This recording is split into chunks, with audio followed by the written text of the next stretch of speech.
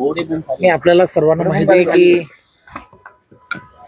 सर्व महाराष्ट्रामध्ये 29 महानगरपालिकेच्या आज निवडणुकीसाठी मतदान आहे।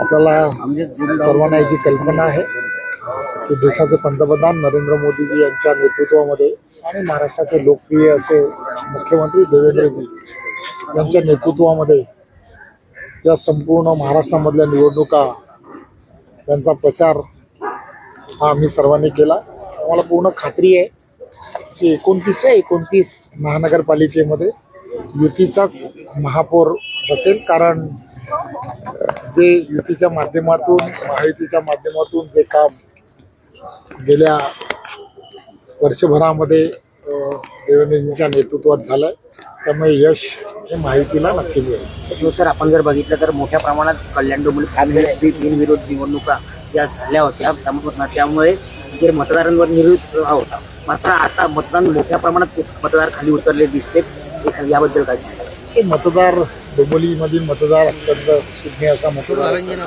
आणि सकाळीच सर्वजणांना मतदान लवकरात लवकर करण्याच्या गेल्या वर्षानुवर्षाच्या सवयी आहे आणि 100% मतदान व्हावं हे गेल्या वर्षानुवर्ष या पूर्णच्या पूर्ण कल्याण डोंबिवलीमध्ये एक प्रथा आणि परंपरा आहे। त्यामुळे सकाळी मोठ्या प्रमाणात मतदारांच्या रांगा या ठिकाणी आपण जर बघितलं तर एका ठिकाणी मैत्रीपूर्वक लढत होती, मात्र त्याला गालबोट लागले, याबद्दल आपलं मत? खरं तर असं होणं हे योग्य नव्हतं असं मला वाटतं।